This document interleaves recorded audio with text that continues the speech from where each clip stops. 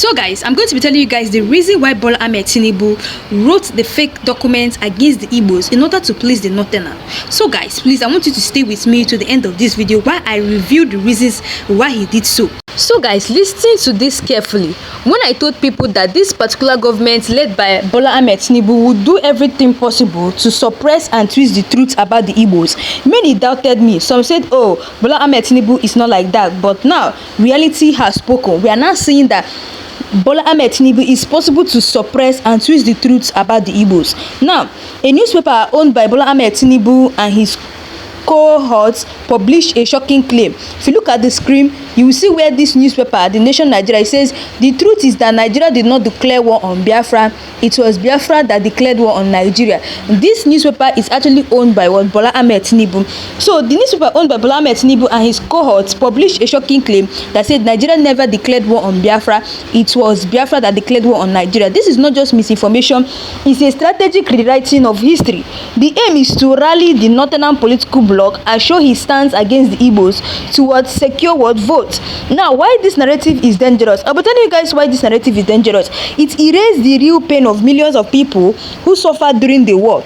It weaponizes history to create further division between regions. It shows that for political gain, some leaders are ready to deny well-documented facts. Now, Ibrahim Babangida's record. Bola Ahmed Tinubu's claim is contradicted by military records.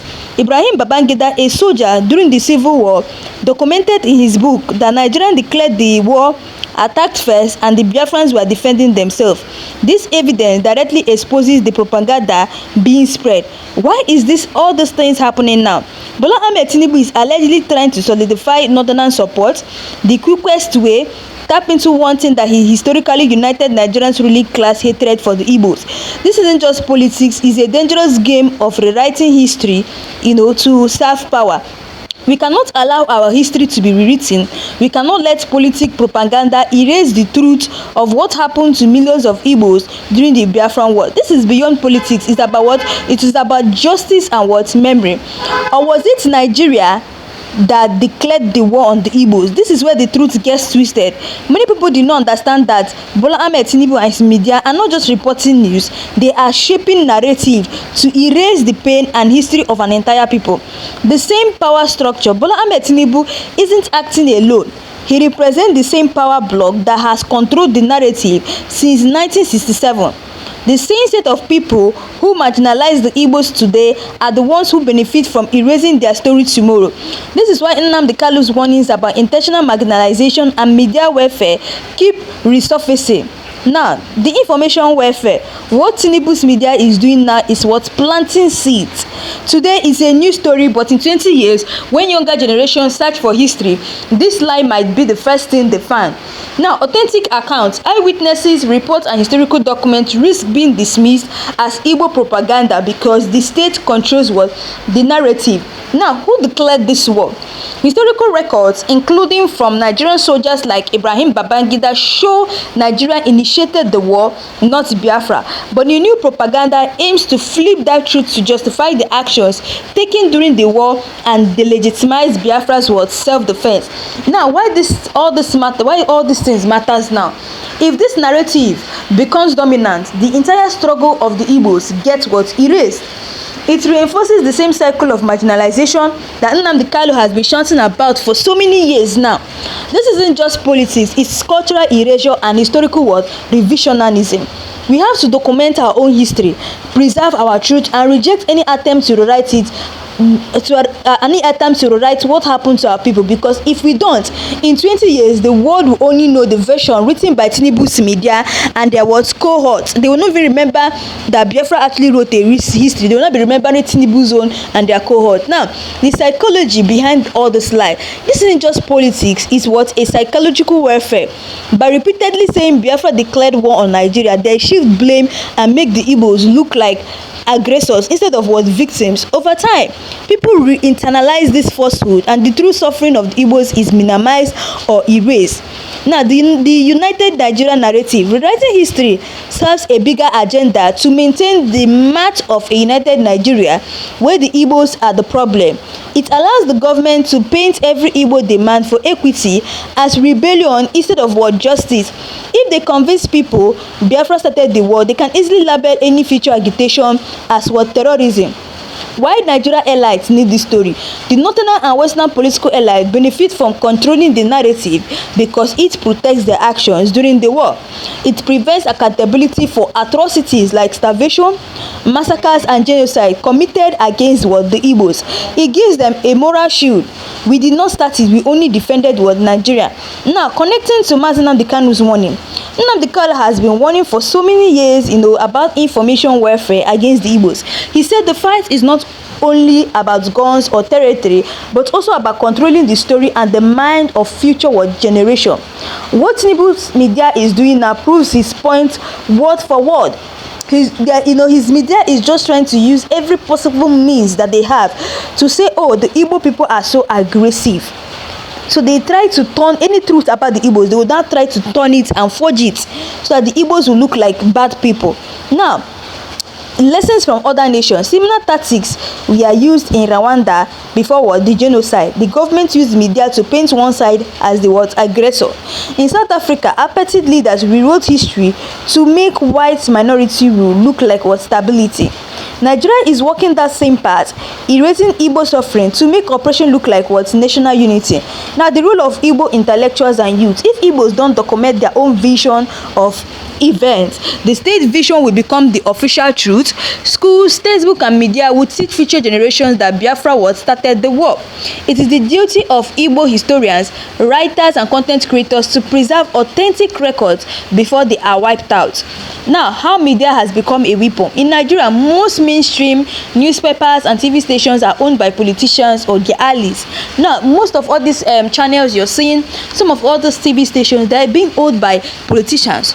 So sometimes they go and start spreading fake news or rumors against the Igbos. This means the line between journalism and propaganda is very thin. What Tinubu's media did is not just bad reporting, it's using the media as a weapon against an entire ethnic group. Now, the pattern of erase and replace. First, they denied the genocide, then they denied the starvation tactics. Now they are denying who started the war. The end game is to completely erase the Biafran story and replace it with a version that makes the oppressors look like history. So guys, there's something we normally do here every time. It's just like a normal ritual where we always type in the comment section, free Nnamdi Kanu. So guys, please, I want you to type in the comment section, free Nnamdi Kanu. Also type in the comment section, justice delayed is not justice denied, because we normally use this platform to agitate for the release of Nnamdi Kanu, to tell the federal government that, oh, this man is an innocent man, you guys are holding an innocent man. So please type in the comment section, free Nnamdi Kanu, and justice delayed is not justice denied. So guys, let's move on. Now, turning history into a political tool. By twisting the story of who declared the war, the government is using history as a campaign strategy. They are not just talking about the past, they are weaponizing it to secure votes and loyalty from certain regions. The Igbo image war. This false narrative fits into a long-standing propaganda campaign, painting the Igbos as rebels who cannot be trusted. It becomes ammunition for every anti-Igbo policy, making discrimination look like protection of Nigerians' unity. Now, erasing international records. The Nigerian Civil War is documented worldwide by journalists, humanitarian workers, and even the Red Cross. But if the Nigerian state keeps repeating its version, it can pressure future generations to ignore international accounts and call them biased. The generational impact. Lies repeated for 20-30 years become truth to people who were not alive when it happened. If Igbos did not aggressively counter this narrative now, their children and grandchildren may grow up believing Nigerians was propaganda. When Nigerians propaganda, everything about their propaganda is all lies. Now, how power rewrites history. Those in power always try to rewrite history to justify their action. What is happening now mirrors how colonial powers painted Africans as savage to justify slavery and colonization.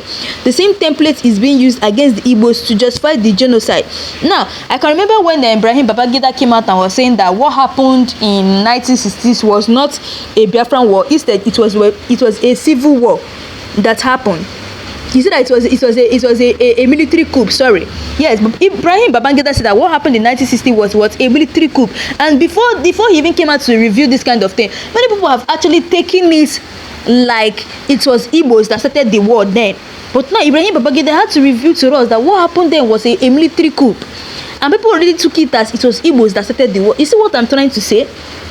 The politicians, they try to, they try to paint Igbos black. They always try to use their power to rewrite history or to justify their action. Now, why is this more than politics? This is not just an election or a media scandal. It's about cultural survival. If the truth of the Biafran war is erased, the identity and struggles of the Igbo people are erased with it. The role of digital media today, unlike in 1967, social media now allows Igbos to tell their own story without relying on state-controlled newspaper.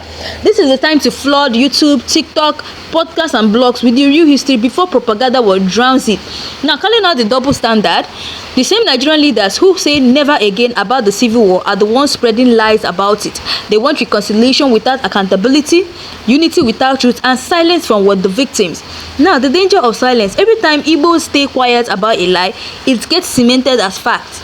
Silence is what allows propaganda to grow roots and become official history. The time to speak is now, before this media narrative becomes permanent. Nnamdi Kanu's prophecy in action. Now, if you guys remember everything that Nnamdi Kanu is saying, you understand that every of his prophecy he made has started coming to pass. Now, Kanu's warning were not random. He said they will fight us with the media and education system more than the guns. He said it, and that everything he said is coming to pass. He told us that they are going to fight us with the media and education system and more than the guns, and everything Nnamdi Kanu said has still coming to pass. What Tinubu's newspaper just published is the exact fulfillment of that warning in real time. Just imagine what they published. They went on further saying the truth is that Nigeria did not declare war on Biafra. It was Biafra that declared war on Nigeria. You can imagine false rumors, false news, about the indigenous people of Biafra, false news about Biafran people. This is totally bad. So it will be like Igbos are the cause of the problem. Now, the economic angle of the lie: by blaming Biafra for starting the war, they justify the economic strangulation of the southeast that followed. It makes policies like lack of federal investment in Igbo areas look like punishment or rebellion, not systematic or marginalization. So guys, that's all we have for today. Please let me know your thoughts below, and also if you know you're new to this channel, please don't forget to click the subscribe button, like and share. So guys, thanks for watching.